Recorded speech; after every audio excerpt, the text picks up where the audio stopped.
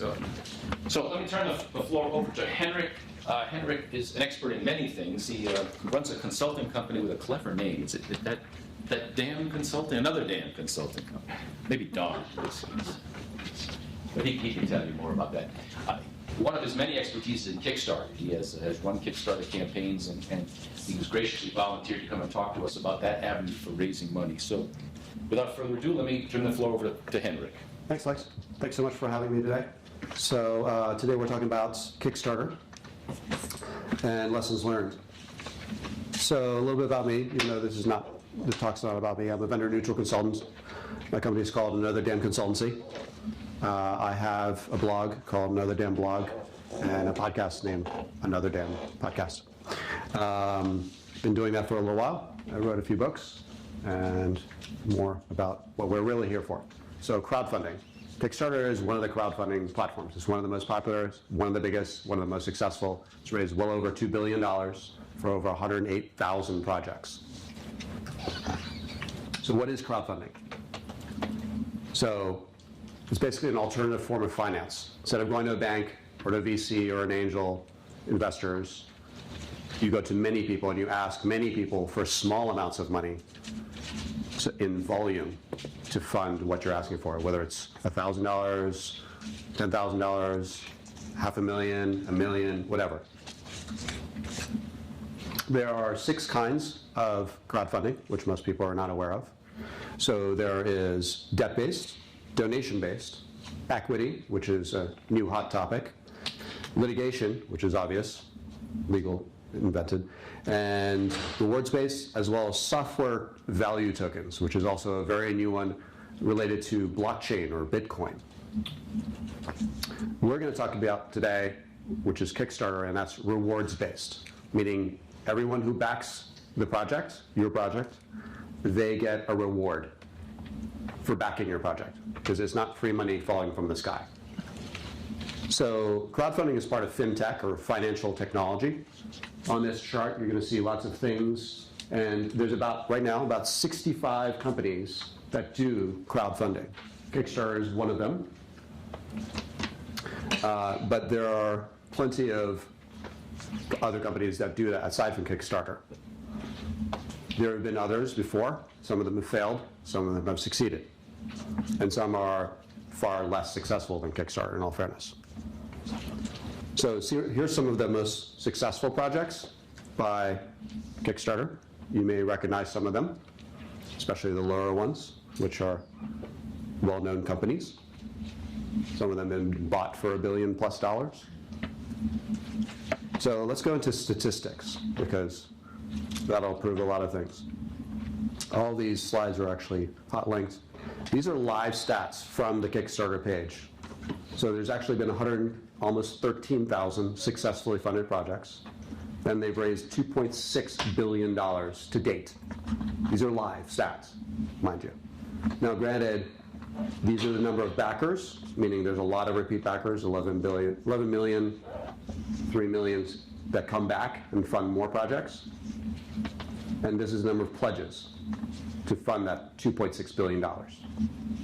Now, of all the projects, there have been actually 320,000 projects, but only almost 13 are successful, meaning there's about 1 in 3 chance that you're going to get funded if you put a project up there. That's one of the things I want to talk about, is there's a 35% chance that most projects are funded.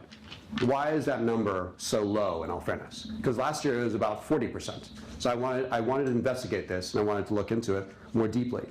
Now, it varies quite widely, and these numbers are actually, they're a little too small to see on the screen, but these are based on how much is actually earned. These are all the unsuccessful ones for the sake of argument, where they got 0 funding, 45,000, 1 to 20%, 125,000, 21 to 40%, 19,000, 40 to 60%, 7,000, 60 to 80%, about 3,000, and 80 to 90-ish percent, 1,000 and change. Now, why is this important? Because Kickstarter is an all or nothing platform, which is actually better for risk, both for the backer and the creator of the project. So if I create a project and I post it on Kickstarter, which I have in the past, and I ask for N dollars, let's just say $10,000, and I get $9,999, and I fall into this category, that means I get $0, and all the money goes back to the backers, right? So there's no risk, technically speaking, as far as the backer and the creator is concerned, because I, as a creator, don't get the money that I needed for my project because I budgeted $10,000 to do my project, to do the idea that I'm pitching to you, and you don't get the reward and you get all your money back. That's pretty good, right? So, there's more to it, right? Of course there is. Let's go back to slide deck.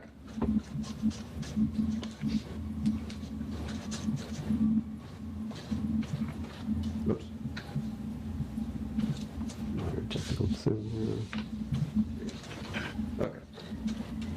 So, you first have to start with an idea, and you have to qualify that idea. Kickstarter is actually a great platform to qualify or validate an idea. You have an idea to do a widget, a service, whatever it happens to be, and you need money, likely, to do this. So, first of all, it takes a lot of hard work, no lie, right?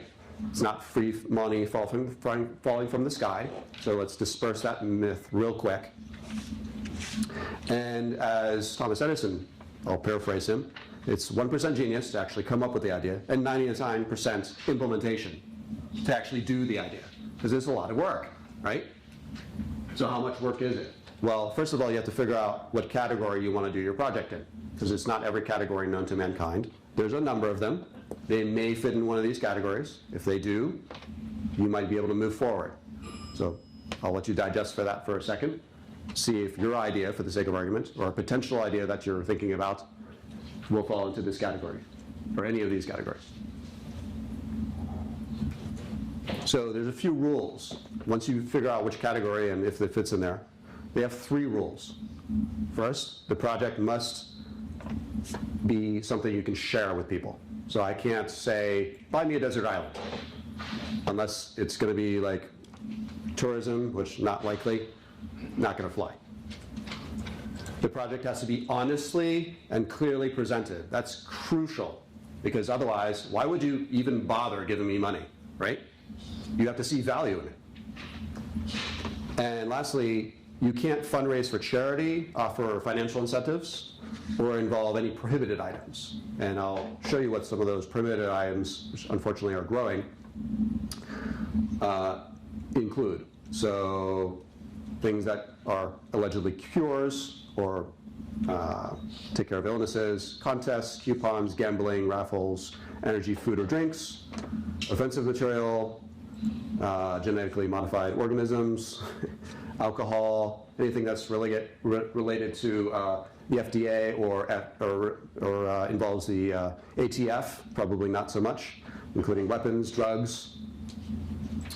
And you can't resell anything. It's not eBay. It's not Amazon. And you can't repackage existing things. You have to create something that's original. Going back to this.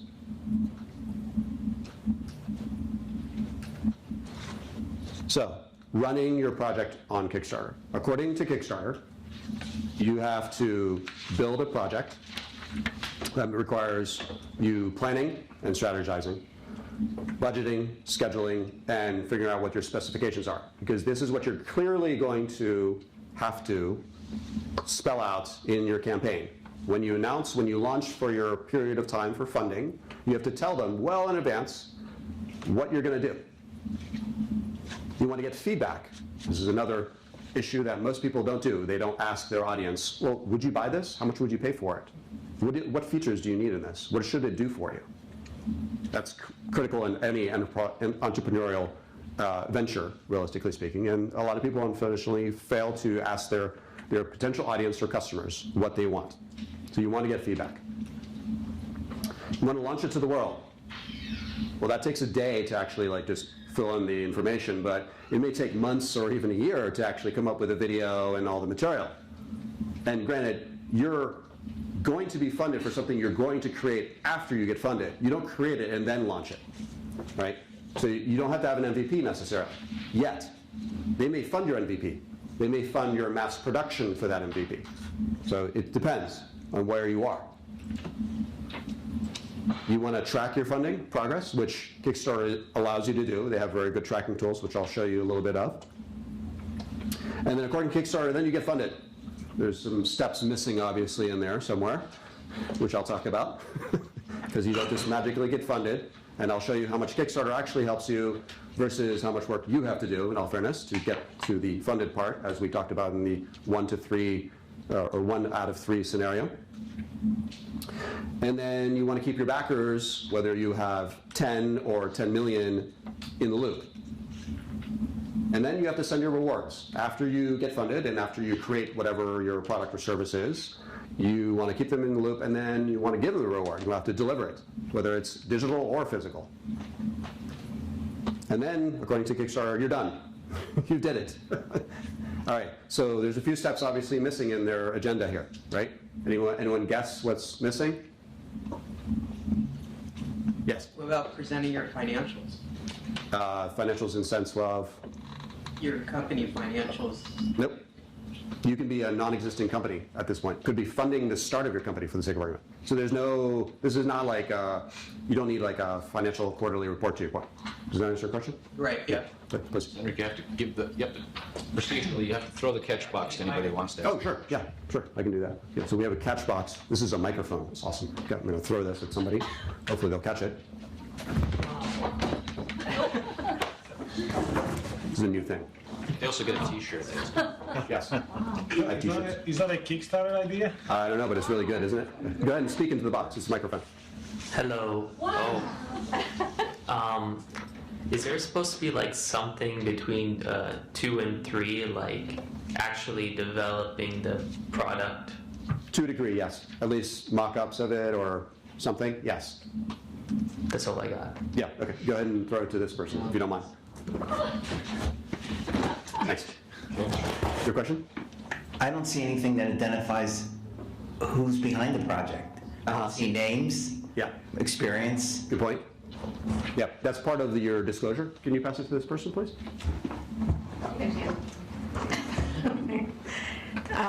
The people I know who've done some Kickstarter, there's a huge amount of work Yes, there is.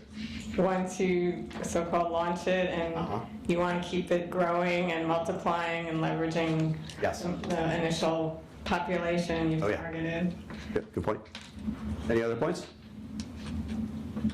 Nope. Okay. You can just put it down in front of you. I'll catch it later. So one of the things that's marketing is marketing. Minor detail. Like, how does anyone know that you have this project going on?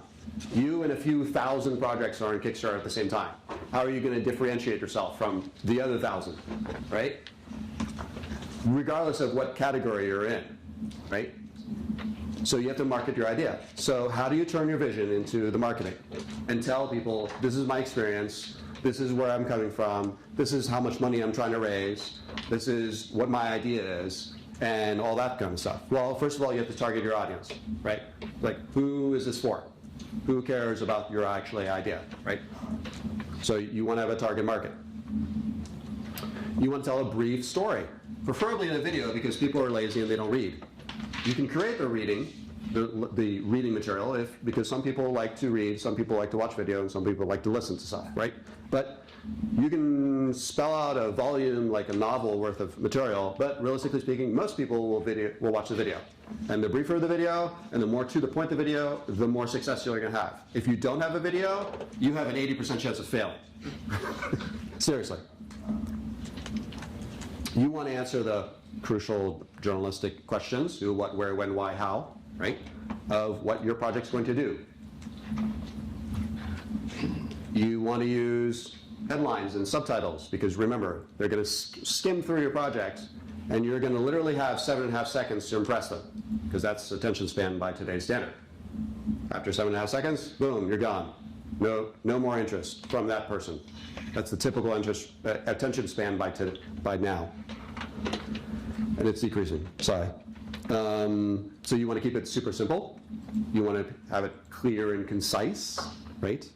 And you want to make it visual, like GIFs, really simple video, not like big scientific journal, law, boring, business type. No, boring. And don't be too wordy. This slide is too wordy, by the way. 140 characters, max.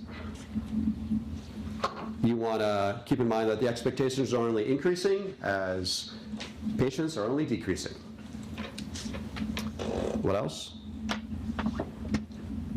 You must have a video to convince your audience. And make sure you don't overpromise, but be prepared to overdeliver. One of the things that most people don't realize in Kickstarter until it's too late is your project must be scalable in a global sense, meaning if you think you're going to create only 1,000 of these widgets, you have to be prepared to create 1,000,000 of them. Yeah. Like Pebble, for example. They had that small problem where it's like, oh, we'll create 10,000 watches and maybe we'll sell all of them. Well, they had a small problem where they were asking for $100,000, please, or something like that. They had to deliver, I think, 20 million. Right, you cannot put limits on your... You can, yes. But, and I'll go into that. What we can do is we can look at some of the projects, like Pebble, for example, and look at them as an example. But did I answer your question? As far as in that limits? case, you can... Sorry, can you pass it through the box still? Wait. Go ahead and repeat your question again. So, can you put limits on a project, and can you plan on the maximum? Yes, per tier you can, but then you're going to get more people asking. So you can say, I'm only going to launch 1,000 widgets, and then the 1,000 sell out. And then you're only 2 days in. What do you do then? And you on your 30-day campaign, it's like, and then people are like, can I buy one, please? Right? At $100, $20, whatever. And then what do?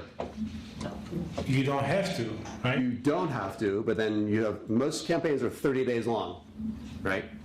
And if you sell out your 1,000 widgets for the sake of argument after 2 days or a week, which is actually very common, and then people say, do you have it in green? Do you have it in orange? Do you have bigger sizes of whatever that thing is? Or smaller sizes? Right? Did I answer your question?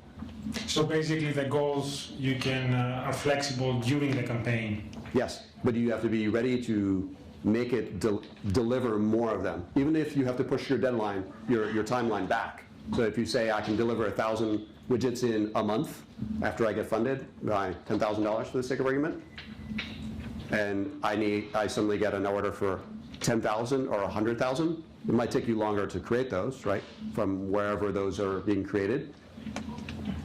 And I'll share that with you so you get a little bit more perspective. Any other questions? Nope. Okay. All right. So I want to give you an insight. Actually, let me do this. Just to give you a better insight on this, I'm going to show you one of the... There you go.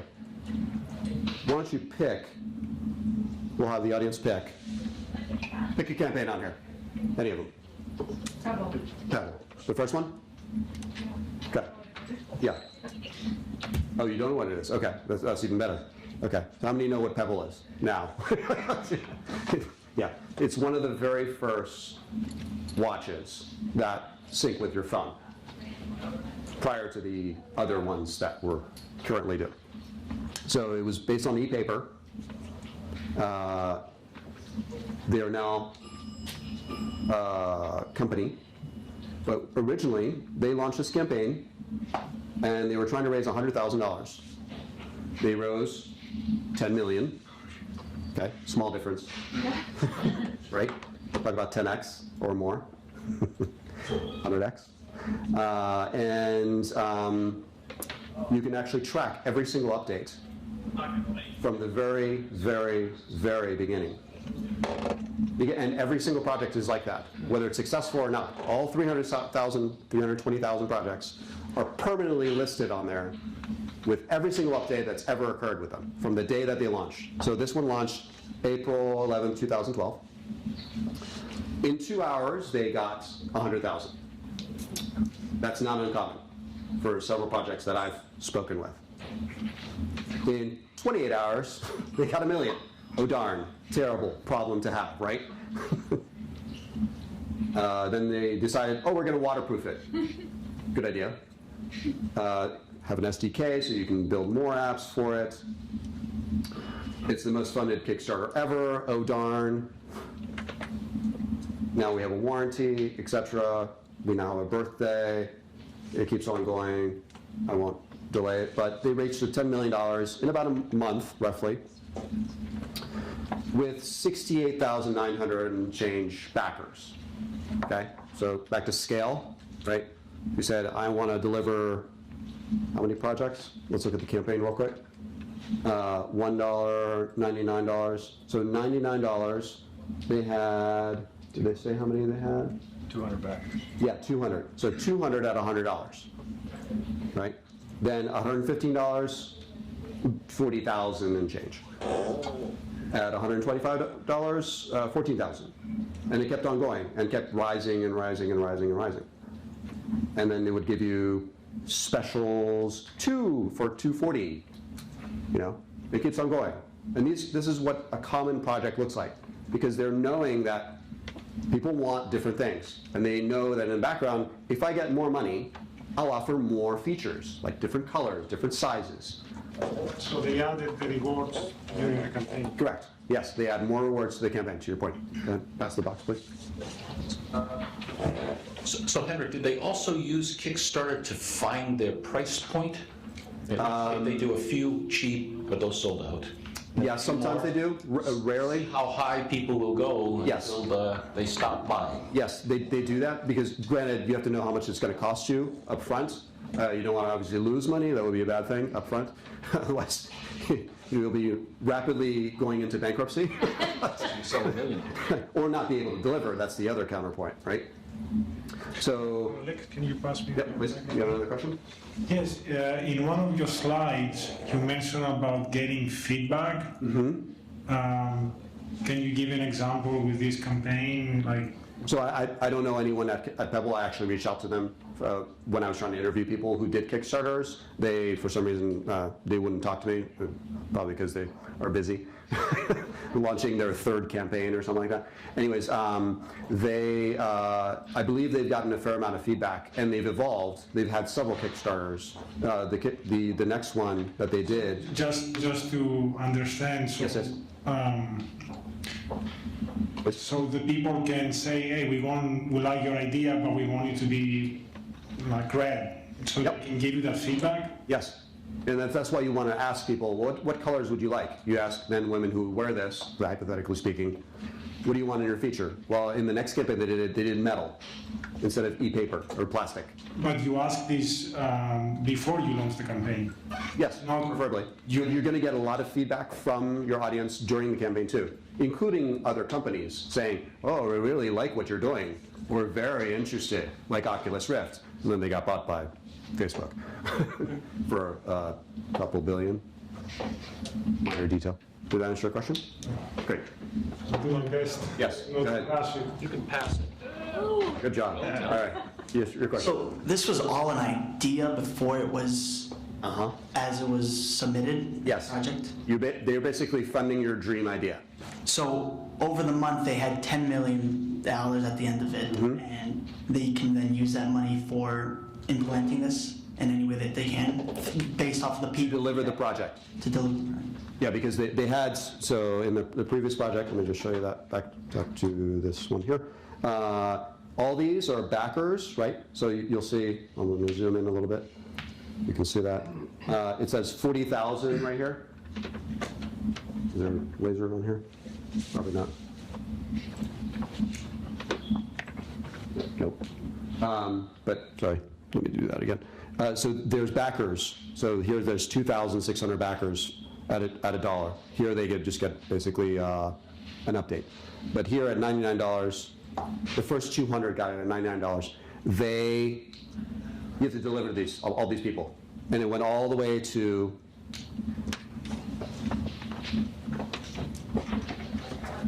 $10,000. There were 31 backers at that. So there's no real limit to it, but yes, you still have to deliver. Even if you get 20 million or 10 million, you still have to spend the money to deliver. Anything that's left, yes, you can keep it or whatever, but So in a way, they're your customers. Yes. Okay. They are prepaid, pre-ordering customers. Yes. And that's why you don't know how many you're going to get. You get 0 if you don't market it, or people really hate the idea, which is rare. Usually there's a few people, not necessarily enough to fund it at whatever you're trying to fund it at. But the idea is you have to market it, and then if people are interested at that price point, they'll like it. And if you hit a too high of a price point, back to your point earlier, maybe they won't buy it. Maybe they will. You don't know. Some people have lowered their price points during and refunded. I've interviewed some people that hit $1 million. Now, granted, there's only about 200 projects who have ever hit $1 million plus or over. So don't think it's like, oh, I'm going to get $1 million no matter what. No. And everyone pretty much who planned to get $1 million, none of them actually planned to get $1 million. They planned to get like 20 or 100,000, and then they got $1 million plus. Yes. I'm sorry. Please. Is there like an average amount that people? Yeah. Mm-hmm. Yep. Thanks for asking. So back to the stats. I'll go to the stats real quick. Here. Per category. So we'll hit successful, right? That would be The most successful is around 1 to 10,000. That's 64,000 people have been successfully funded that. Under 1,000 is 13,000 right here. And it's per category, you can see right here. So if you care about a certain category, like obviously, technology is really popular, theater is really popular, publishing is even more popular, and so is film, video, and music. Music seems to be the most popular. And do they all have the same amount of time, like 1 month, or is it? No, 1 month is the most popular amount of time, but you can have it longer, but it usually lingers too long if it's really, really long. But if it's too short, people don't have the cadence, they don't have the time. If you do it a week long, and they're like, what happened? I didn't even see it, I was busy. That kind of thing. That make sense? If I remember right, I've seen some projects that were successfully funded, although they never reached the funding goal, but they take an aggregate from IndieGo and Kickstarter. Is that actually true? You're either fully funded or you're not. Because I've seen projects that say totally completely funded, and then if you sum up like how much money they get from the rewards, it doesn't sum up to the pledge. But they have the same campaign on Indiegogo. Yeah. Maybe, I guess the two together. I think I know which one of the projects that you're talking about, which is a video game that was funded on multiple different platforms, and they raised about 100 million. Yes, but on individual platforms, they may not have raised. Correct. They say we need like 100,000 in total, but they got 30,000 from Kickstarter. Wait, but so Indiegogo is not an all or nothing platform, from my understanding. Last time I checked. So if you ask for 10K and you get 5, you get most of 5, minus their fees, and then you get that. But you still have to raise your other 5 somewhere else somehow to deliver, which is not as great in all fairness, because it still doesn't take you to the amount of money you need to do to actually implement your idea or do your thing, right? So Kickstarter says you need 10K, no problem. We'll advertise it. This is solely a platform. Kickstarter doesn't throw any money typically, unless they really like the project, and then the individuals at Kickstarter may back it. Maybe. Don't plan on it. But not in the $1 million sense, in the individual sense, like the individuals make it, oh, I really like the Pebble watch, I'll go buy one. Did that answer your question? Yeah. Yep. Other questions, or are we good? So I would definitely recommend checking out the Kickstarter site before you try to do any of these in your categories. Figure out how much people have raised in your category, and also take a look at the failures too, because there's actually far more failures. People asking too much money, people not marketing. There's a bunch of reasons. Yes. Can you pass me the box, please? Thank you. So, could a company like Uber have started on Kickstarter? I doubt it. There have been apps that have been funded that way. Yeah, but just because they don't really have, even though there's a service, they don't really have a product that everybody can use or can scale globally. Right. Because remember, most of Uber is not just the app.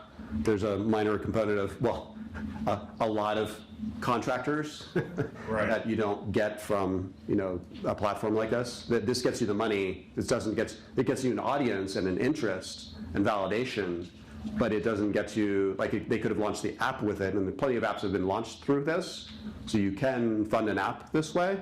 But in the Uber sense, they have a lot of contractors that make the app, that run. Yeah, it's really the back end and the analytics of it that, Correct. that they're Yes. that makes them run. Yes. Yeah. So I would definitely take a look at some of the services that have been done this way. But I have a feeling that there's obviously major components that are missing aside from the money and the validation that this platform can give you. But then there's a whole bunch of components, back to the Uber example, where how do you get all the contractors with cars to say, yes, I'm going to be an Uber driver, right? Because that's what really makes Uber, aside from the app. Yes. Can you pass them the box? So in the case of the Pebble, did they need to have the actual watch before they presented it, or could they say they needed the funding to actually mass produce the watches for the first time? Good question. So they had mock-ups. They had allegedly working models that you can see here. They may have only had one. It may have been a prototype, right? This is the very first one, from my understanding. Or is it? Yes, this is the first one. And they only had 3 colors at the time, etc.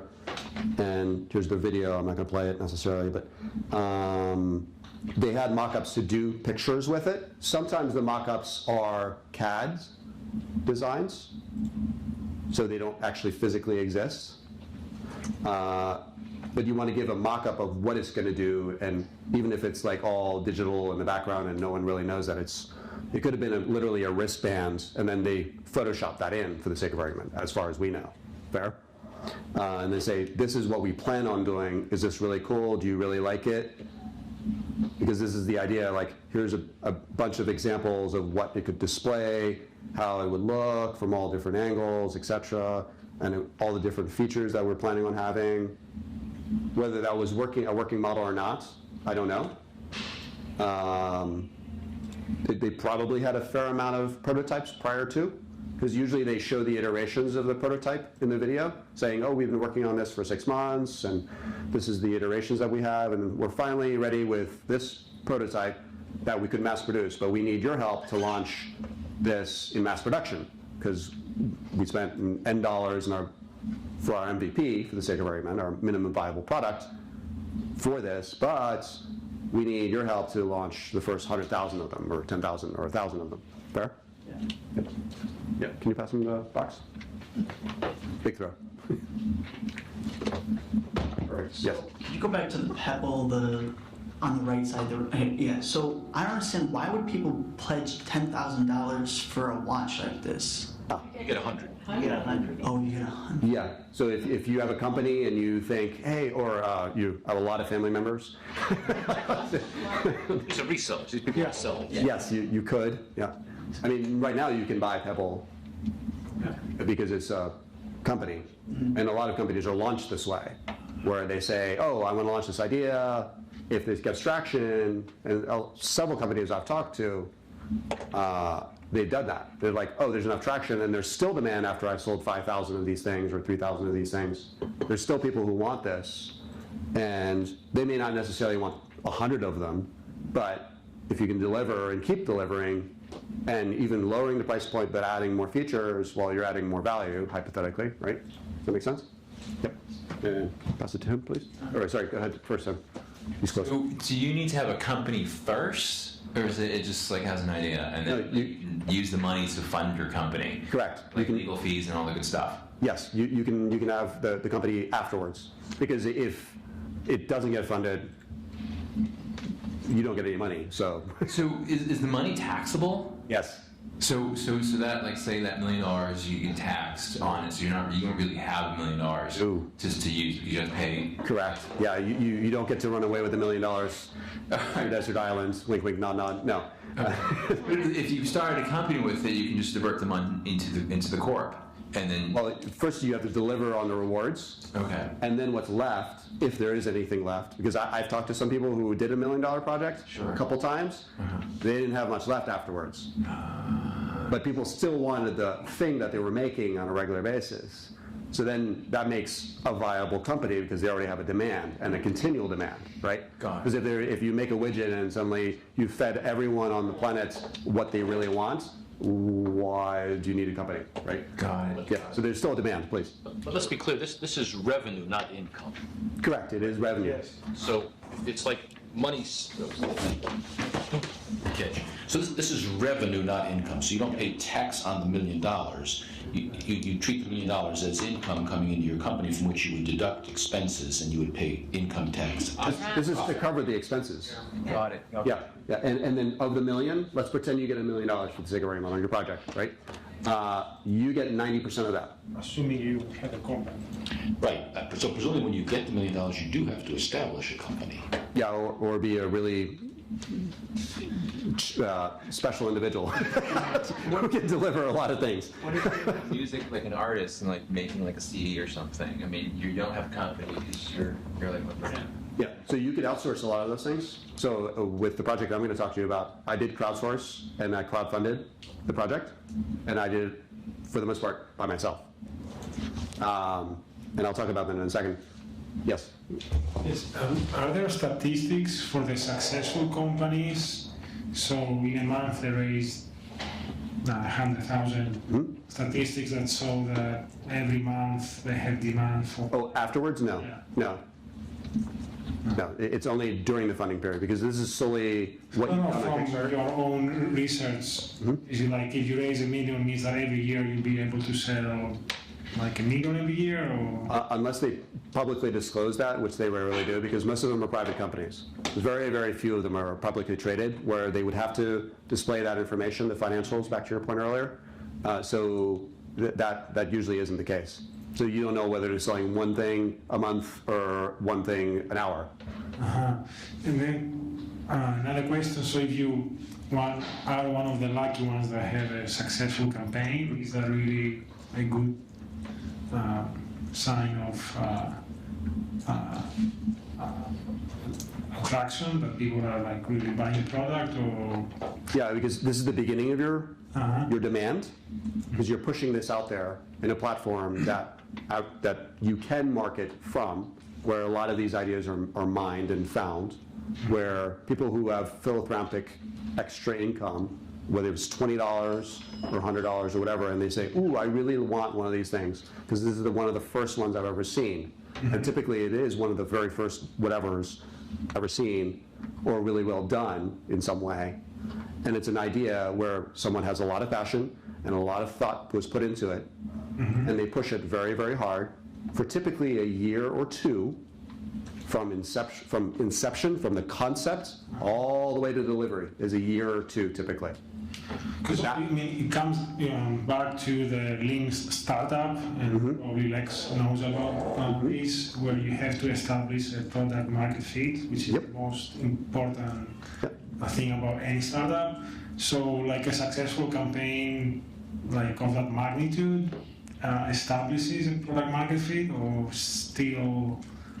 Sure it does. People are giving you money for your product. Yes. Based on your ability to sell it. This is the real value. So if you would go to an investor, that's Right. Yeah. So perfect example. 1,000 of these on Kickstarter, and now I need $1 million from an investor to build a factory. Yep. Perfectly plausible thing to do. Yes, you could. So you mentioned Lean Startup. So Eric Ries, the author of Lean Startup, did a Kickstarter recently where he asked, funds the writing of 2 books. And if you back it, I will give only you the book, the 2 books, when I write them. He raised $588,000 to write 2 books, which weren't written allegedly yet, right? And he got 9,677 people to do that. And it won't be available anywhere else, not on Amazon, not anywhere else. Well, what's to stop those people once they have a picture? Totally fair, yes. If you can get one. The value goes down. Yes, it does. If he doesn't have digital rights management or DRM on it, yes. 2 books, you mean 2 physical books, or 2 books and he makes many copies? Someone I know had one. It was a physical book. So he had to make 9,000 physical books? He didn't make it, obviously, since he's the author. Okay. Or he only made 2 books, each worth $300,000? No. No, he wrote 2 books. He wrote 2 books? Yeah, so this is one of them, and I think he's writing the other one for the sake of arguments. And because he wrote Lean Startup and a few other books, from my understanding. So he basically, and this is not the only author who's done this, you prepay to have them create the book, saying, I'm a known author, I'm a known quantity, you've seen my book, you know Lean Startup, therefore, I'm thinking of writing this book about blah, blah, blah. This is the leader's guide. And then they give you a glimpse about what it's going to be about. And if you believe in his idea, you can fund it. Well, it's over now, but same difference. So then he basically self-publishes, and then you Yes. can find somebody that nowadays you can find somebody that prints it, Yes. small volumes. Yeah, self-publishing is the key there. Because obviously no publisher wants them to do that. Even though you're pre-selling the book. Right. Yes, can you pass over the... In this case, is Eric, does he keep the copyright on it, and they're just selling the book, right? My understanding, yes. Yep. I don't see why you wouldn't. Fair? Yep. Can you pass it to... Ready? Okay. Yes. So you can't do this unless you have a name for yourself, correct? Or did he have a name for himself? Well, yes, he did already, to your point. Yeah, so he had a known Right. audience, a known demand for his books as an author in business books, if you will, entrepreneurship books, etc. Okay. So, like, I couldn't do something like this and expect that much money, correct? Well, let me show you my project. Okay. Let me show you. All right. Any other questions before I show you, please? Okay. So 2 more questions? Go ahead. So I disagree. I think the marketing of this is an essential piece, and if you can put together a compelling story, a video, you have an idea that catches people's imagination, you can get, anybody can get funded. I think it's the content of your idea, Yes. your product, not the name. Correct. Eric Ries is a counterexample, of course. Sure, yeah. Seth Godin did something similar. That's another known quantity in the marketing world, but go ahead, yes. I just have a quick question. Are these ventures tied legally to Kickstarter? Legally? Yeah, like, does Kickstarter claim any sort of equity on the ideas? No, so they do not own any equity. It is not an equity-based crowdfunding, so it's solely rewards-based. Kickstarter is a benefit corporation, so they are not publicly traded. And from my understanding, they take 5% of every project that is successfully funded. If it's not successfully funded, they take 0. And then Amazon, or whomever is collecting the money, takes another 5% roughly. So you get, back to your $1 million example, if you raise $1 million, you get 900,000 roughly. If you raise 10,000, same example, you get $9,000 roughly. So you don't walk away with necessarily the full amount that you've raised. Yes, pass the box, please. Yeah, I had a question also. Sure, go ahead. For the marketing, it's important to have a nice page, a nice story, a good product. Clear, concise, yeah. Like, if you are like a small company, you probably don't know 10,000 people to... You don't have to, that's the thing. You don't have to? No. You're gonna explain later? Yes. Okay. Could you expand on when you say rewards-based project, could you expand on? Sure. So a reward, so in this example, I'm going to show you his campaign real quick. Each pledge is a reward. So they predetermine this in the very beginning of the project. When they launch this page, this is what you see when you first launch, Eric Ries, for the sake of argument, launched his project. He said at $5, you get to receive updates and some content about this project. At $21, you get early release digital package, which includes a digital copy, back to your point, of the the startup way as soon as it's published. And then participation in something else. And then usually it's cumulative, so it adds on to whatever was in the earlier, smaller reward. At $40, you get a hardcover, 2 books. At $62, you get all access. You get both books, digital, a Udemy course, and participation. Domestic only shipping. $62 more people. At $83, you get the complete lean startup package with a hardcover, the digital, hardcover or digital, and the shipping and some access. So it keeps on going. And then they say, unlimited anywhere in the world. Yes, go ahead. So when you say pledge, do they actually give the money over as revenue? I mean, it's called reward, but for the... They prepay for the reward. For the reward. Yeah, the reward is what you're going to get. So if I have a widget... So they're actually sort of, okay. So basically, pre-order. They're receiving it as revenue, and you're like paying for it in a sense, but not exactly, but it's a reward. So if I say, I have a catch box, which is what you have right there, and that's my widget for the sake of argument. I've never created a catch box, but I wish I did. And I say, take a look at that. That's my video. If you like it, you can prepay for, I don't know, $100, whatever it costs.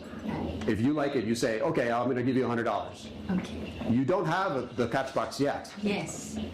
But in a month or in a year or however long it takes me to make a catch box, I will ship you, because you prepaid for it, because I have your name and address and phone number and $100, most importantly, to create that catch box and give it to you. Okay. Does that make sense? Okay, got it. And then of the money that you receive, then that's revenue that you can deduct your expenses for shipping and whatever, just for the reward, right? Yeah, and you would hope that would cover everything, right? Because if it doesn't, you have a problem. Right. So let's pretend it costs me $50 to make the catch box. Yeah. Then I still have another $50 to do shipping and marketing and everything else, and pay Kickstarter and Amazon to do the whole project. And whatever's left, let's pretend it's $5, maybe. Great. That's profit, maybe. Right. Great. Good? It's very good. Thank you. Go ahead and pass it to her if you don't mind. Or lobby. Thank you. Yes. So what if someone didn't like the book or they wanted to return it? How does that work out? Good question. So after the pledge is made and the project closes, from my understanding, they collect the money, and unless you paid with credit card, it's gone. And then you have to sit and wait and hope and pray that it will be delivered in the near future, as promised. Like here, it was in December of 2015. So, and then this was requested earlier, obviously. So he wrapped up in August, not December. And he was delivering all summer long. And this is common with the updates, where they're not able to necessarily deliver everything on time. So the key thing is to continually update, because you want to know where your money is, right? Like, well, did you run away to a desert island with it? Or am I ever going to see my reward, the book or whatever, the widget or the service that I paid for? So you want to continually update and keep in mind, keep the backers, the people who've given you money, and the people who are interested in the project, informed of what's going on. Even if there's a delay, and there's plenty of delays, like if you're creating the widget for the first time, there may be manufacturing issues, there could be shipping issues, there could be everything known to mankind issues, right? Everything will happen and does happen in businesses. And you have to keep in mind that once you figure out what's wrong and how you're going to fix it, you just inform them saying, I'm sorry, I can't deliver on whatever date, but we've come up with a solution. It's going to be shipped by boat instead of plane or whatever, and it'll come to you a little later. Sorry, but we're working as hard as we can. Hopefully they are. Make sense? And I had another question. Sure. So going back to the watch example, say, is there like warranties that come with that? Say like you do get a watch and it broke.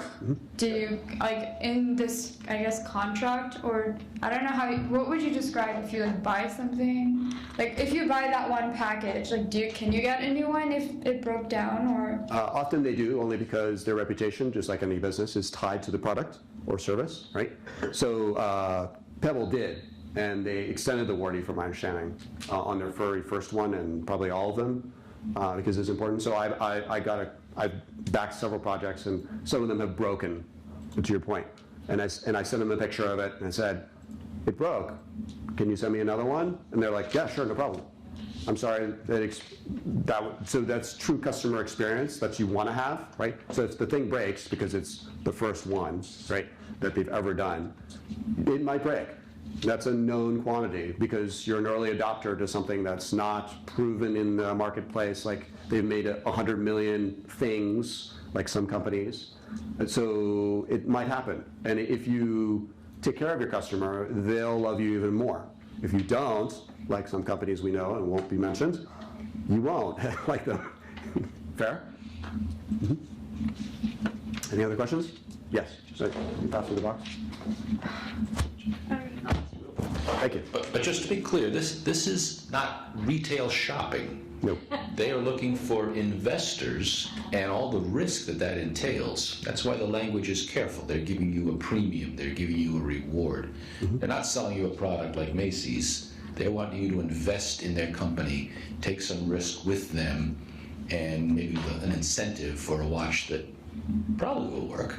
Yep. Maybe it won't. Mm-hmm. Yeah, it's possible that it won't, right? So... Can go ahead. I think I've seen some examples where they reach their goal and they go ahead and they have to like make it. Yes. So they spend the money, trying to make it. And I've seen projects where they give up because they realize they couldn't make it. What happens to the money? Because the people that gave money don't really get a product, right, but at the same time the startup actually tried to make it. Correct, yeah. So there is a small percent of the non-delivered, funded but non-delivered projects. Mm-hmm. Now granted, your name is tied to the project, so your reputation is tied to it too. Keep in mind. Okay. Right? So if I said, I'm going to deliver these widgets, and you fund me, right? You and 100,000 other people. And I don't deliver on the widgets. My name is tied to it. Yes, but what happens? Do you have to give the money back? You could. That if you have spent it? You could. If you already spent it, that would be a challenge, right? Let's say you didn't budget properly. Yeah. Right? Which is unfortunately an issue, right? For some businesses where they're like, oh, it's going to cost me $3 to make this watch. Not really. It's going to cost me $300,000. And then I get $300,000, and then I forgot shipping. Oops. Can I walk them there? No, not really. So there's a problem there, right? And if they can't deliver all of them, right, then people are going to complain, and your reputation is tarnished, and you may have litigation issues, right? Because there's no limited liability here aside from possibly having a limited liability corporation, right? So it's still on you to deliver. If you're saying I'm going to deliver widgets and you don't deliver, even though you're funded, you're going to have a challenge. Fair? Yes. So you brought up the word liability, and I'm wondering, okay, where can the individual be located and still be eligible to participate in Kickstarter? So not all countries except Kickstarter as a backer or funder. Or backer or creator. You can't do it in every country on-demand. There are limited countries. I think if you dig in, I didn't have that information on me, but if you look on Kickstarter, it lists the companies, or it lists the countries that you can be in. So there's obviously certain countries that are out because, well, you can't do business in those countries for the sake of argument, or for whatever reason, they don't accept that kind of trade, that kind of crowdfunding, they don't accept that yet for the sake of argument. Or they don't accept rewards-based versus equity-based. Some people are more advanced in equity than, say, the United States. From my understanding, equity-based crowdfunding is new in the United States. They just, I think, or they're about to, or they have just legally allowed it. Other countries already have allowed it. So Did I answer your liability question? Yeah, but you raise a related question then, you say equity-based, so that would be where a participant basically is buying shares in a company as a part of the project. So Yeah, here you can't do that. It's not equity, it's just the reward, the thing that they're creating that you get. In other platforms, you can buy a piece of the company.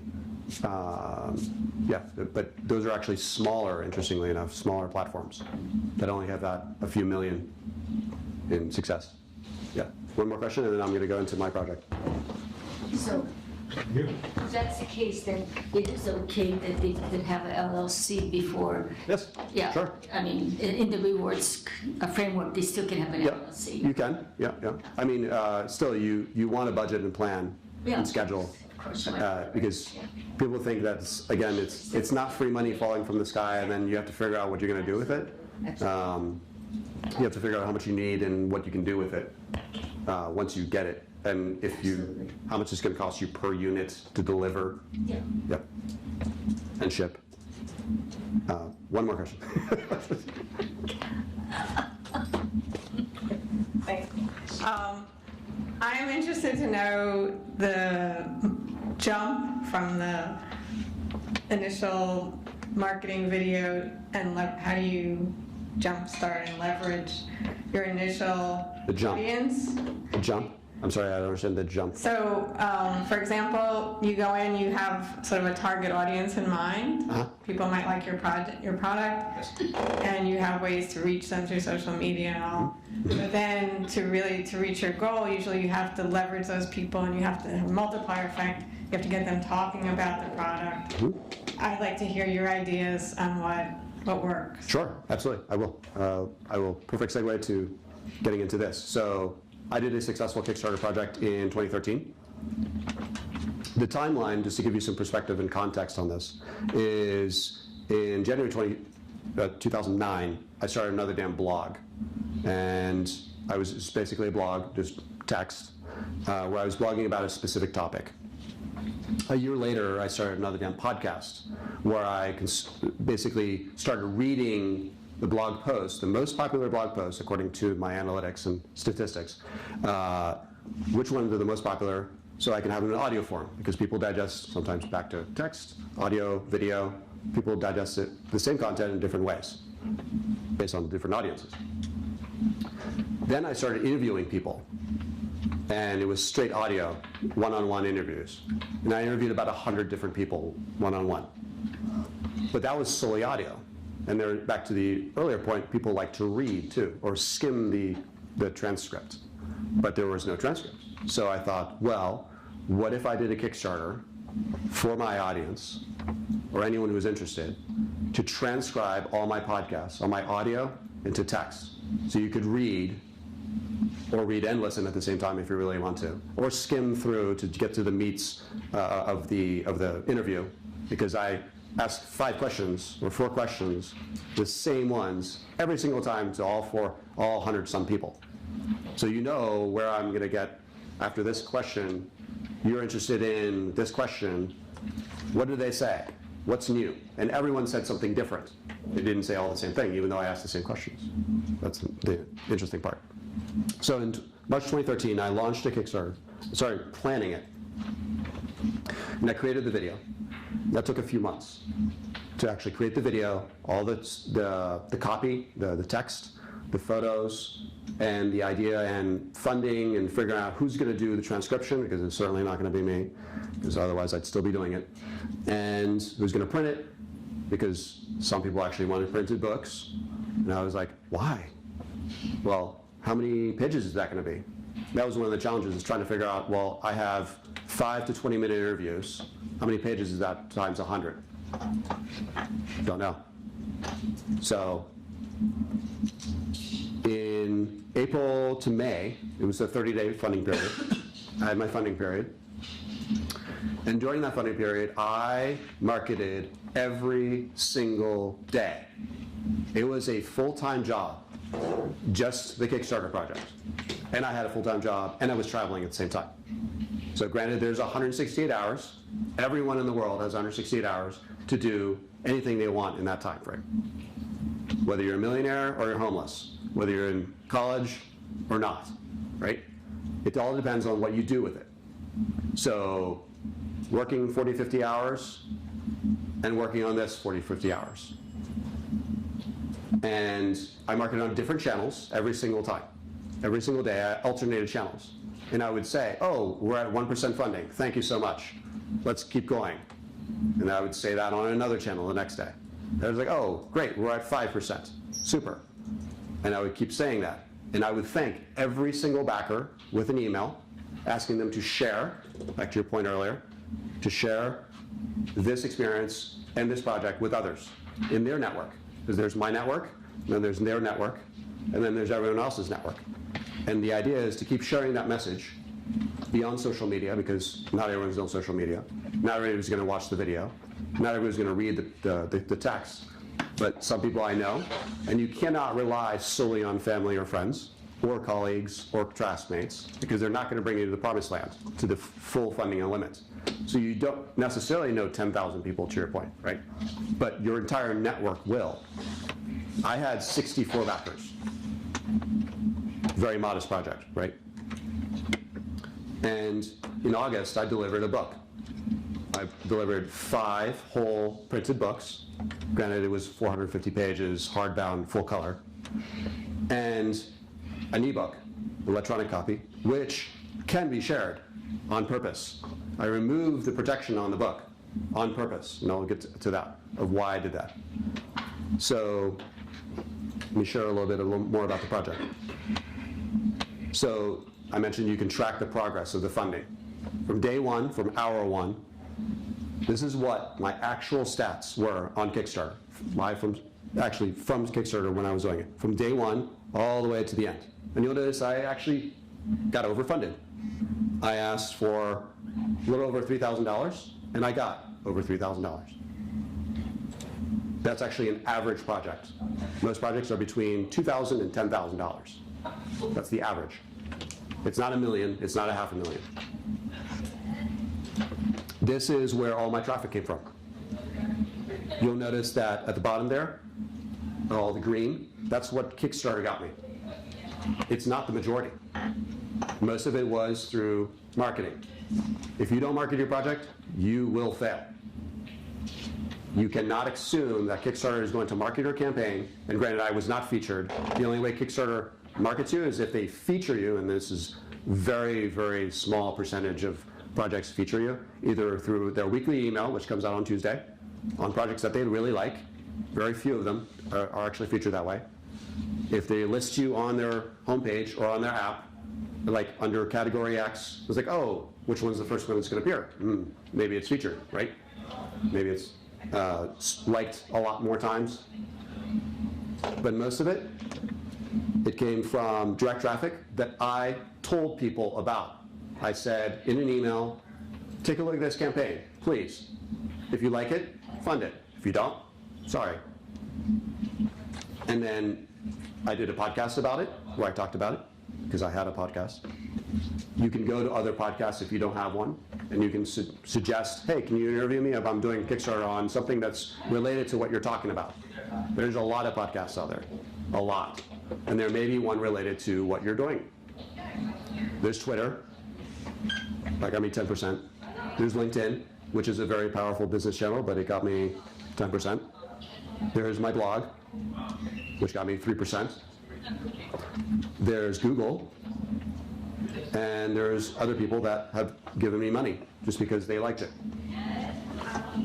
But the green is what got me from Kickstarter. Yes. So, but this is the total $3,000 that you raised on Kickstarter, right? Yes. How did you track? Does Kickstarter track where they go, or do they ask the donor? They don't ask, they track it. Okay. Yeah, so they track where that money is coming from, because they know from, it's a website, right? They know where the money's coming from. Well, how do they track that it came from an email that you sent somebody to solicit them to go to? That they don't know, because it's they say direct traffic. Okay.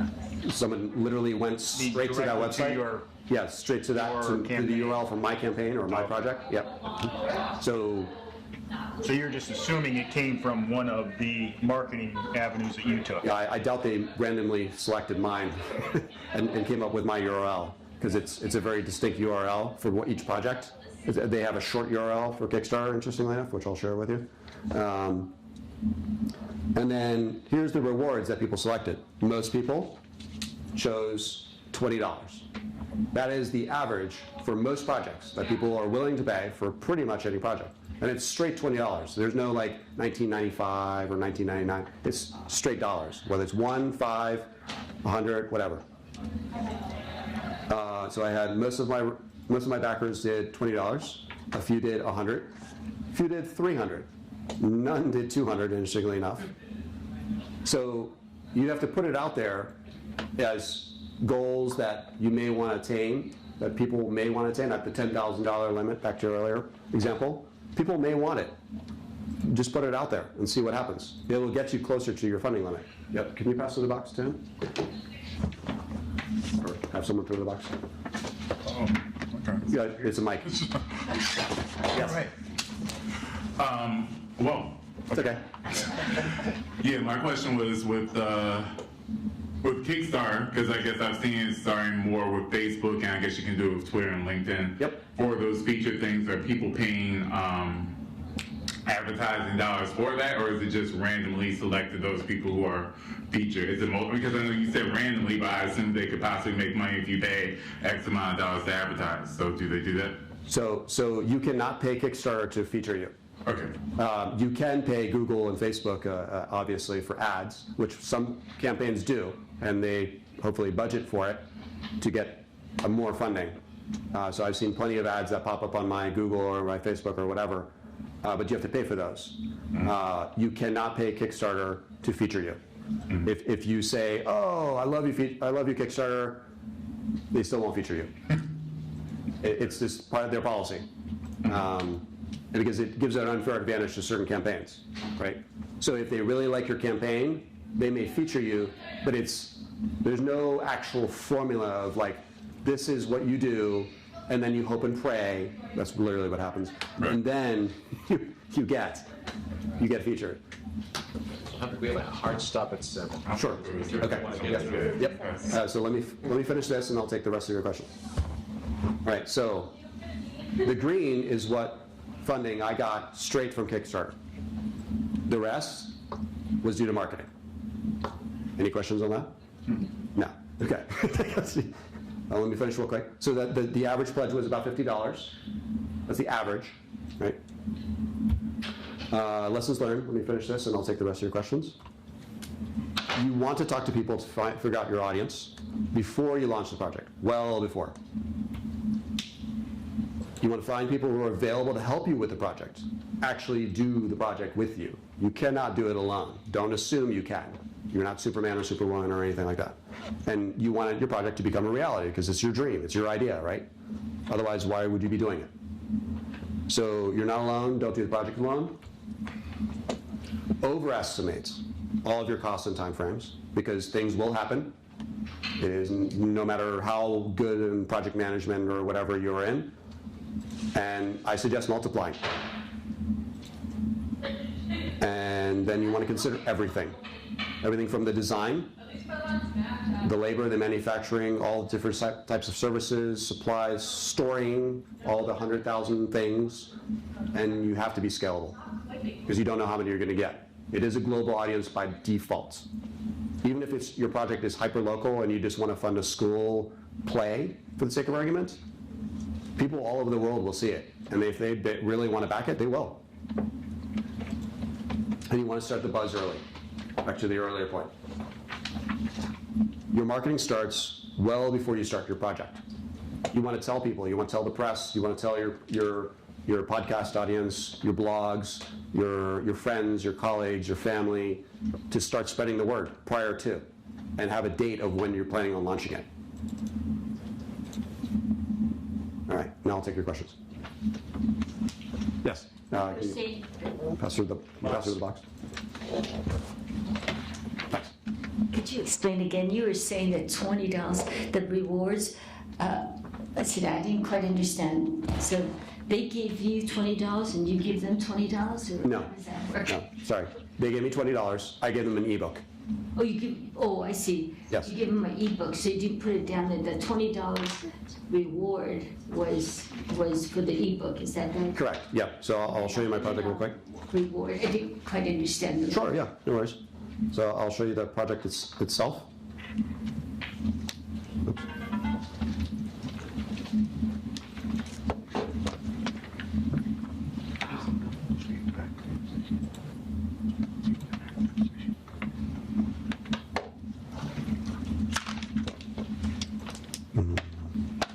So I'll go to Kickstarter.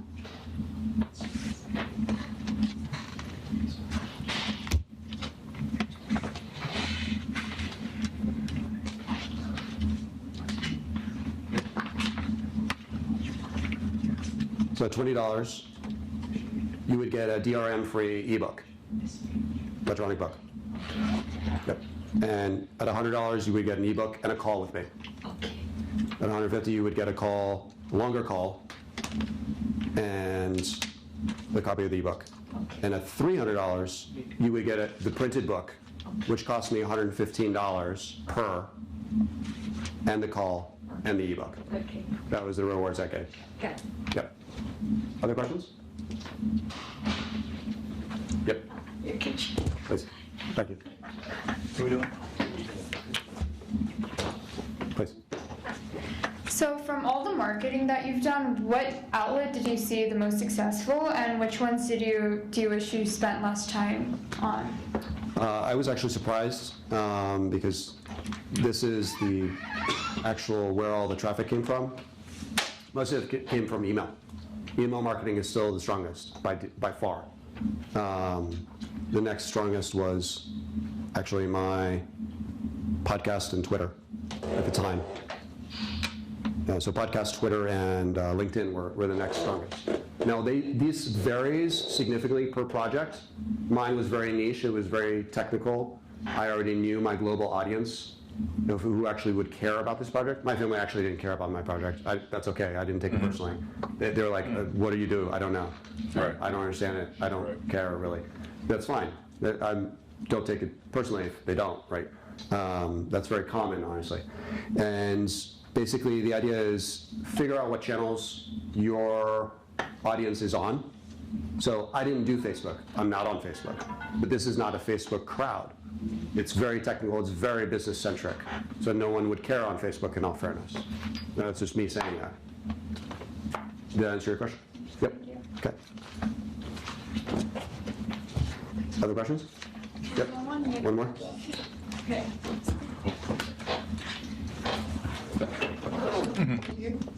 This is just quick. Yeah. So, are there any crowdfunding? I know we're talking about Kickstarter, but are there any other crowdfunding companies, websites that allow charity? Yes. Nonprofit? Yes, they do. Yep, there are several. Can you name one or two? Not off the top of my head, but I can send you a website that you can find all of them. Okay. Yep. Sorry. Yep. So there is a crowdfunding platform that does charity that was founded by two GW students. It's There you called Give Butter. Give Butter, all one word. A two. Give Butter. A two. Give Butter. Like margarine, but okay. Like bread and butter, but yeah. Give Butter. Give Okay. Butter. Interesting. That's started by two GW students. That's great. That's awesome. Yeah.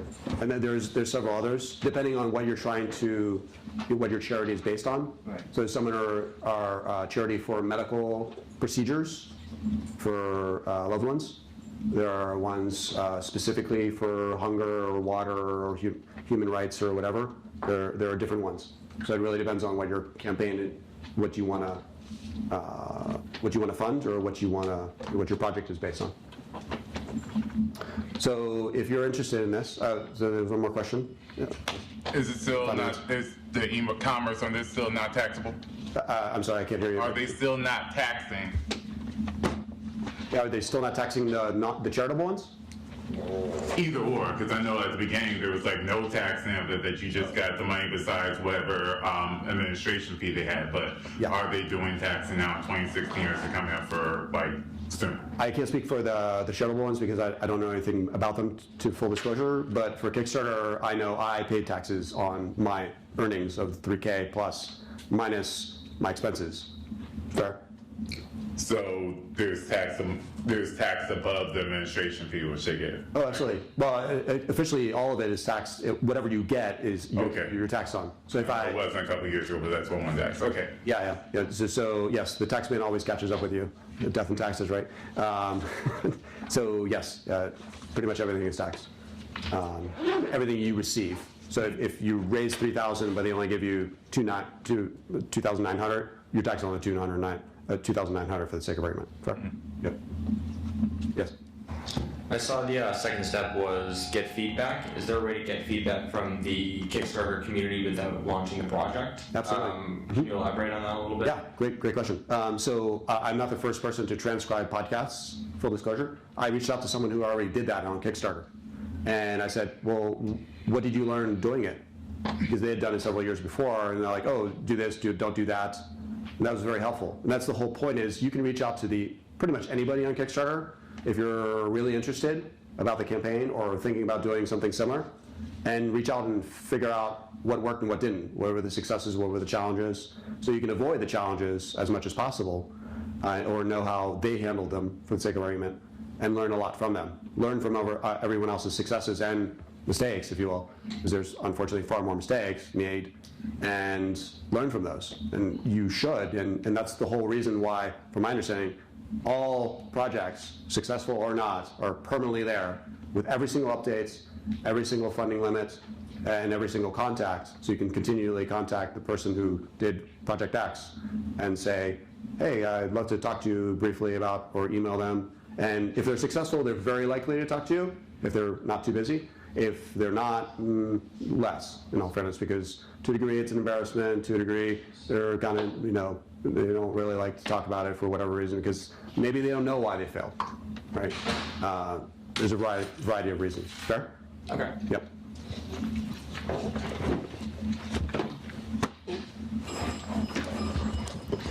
So Henrik, does Kickstarter do anything to curate the funders or the projects? I mean, I see your project, I don't know you from Adam. Is there anything that they do to give me confidence that you're not a fraud or you're reliable or? Yes. Yeah, they do moderate projects prior to posting it. Sometimes there's a delay. It's not like I push submit and then suddenly it magically appears. That would be bad if it did, right? So it is moderated against their own rules and probably some other criteria in the background that they don't necessarily tell us about, right? So they obviously, if it's a prohibited project, you're not going to see it appear. You would hope not. Back to the prohibited items that they don't allow. Back to the rules. If you miss one of the rules, they will post you if you didn't post a video. You'll have far less success, obviously. Granted, they won't necessarily tell you that, but you should know that up front. So, did I answer your question? Yeah. Mm-hmm. But they only get paid if you're successful, so they have correct. Interesting. Yeah, so they have a vested interest to have your project be successful, but I think it would be great for them to share what makes a project successful beyond what they've already shared, and what makes it, more importantly, not successful, because there's plenty of that. Please. And they don't market for you beyond the featuring. Please. Just one question. The people that you reach successfully, if you succeed or not, do you say you don't reach your goal, do you keep those emails or connections? And are they direct emails or are they through Kickstarter? No, they're direct emails. You get their full email, you get the full address. If you have to ship something physically, you get to survey them too.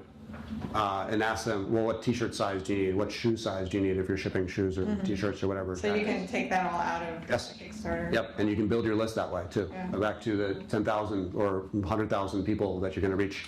So you get that for future email lists or whatever. Yeah, I mean, it seems like if you weren't successful the first time, you can build on that base. Mm-hmm. In a perfect world, you already have a list that you can build on from your blog, your podcast, whatever. But yeah, if you don't, it's a way to start it. It's a way to validate your project and build your business, if it's a valid business.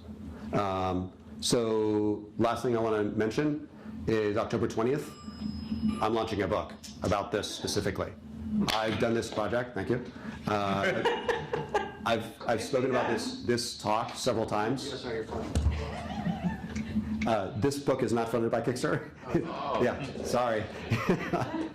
But I reached out to several Kickstarter founders, sorry, it's not founders, excuse me, the backers of projects that are all successful at the 10 to 20,000 level, at the $500,000 level, and at the multiple $100 million level, where they did multiple projects at $1 million each, and of course mine. So if you're interested in a more deep dive of what was successful, the who, what, where, when, why, how, behind the scenes of what's not on Kickstarter, prior to and after the fact, that they don't spell out in the updates, it would be spelled out here. So if you're interested, take a look at this. It'll be on Amazon for pre-order next week, and it'll be available for sale on the 20th. Okay? Thank you so much. Thank you, sir. Thank you. Nice job. Thanks again. Everyone. Thanks. We promised to get you out by 7. I know folks have other commitments. Everybody who asked a question, and they were all good questions, should grab a T-shirt. And otherwise, we'll see you later. Thank you.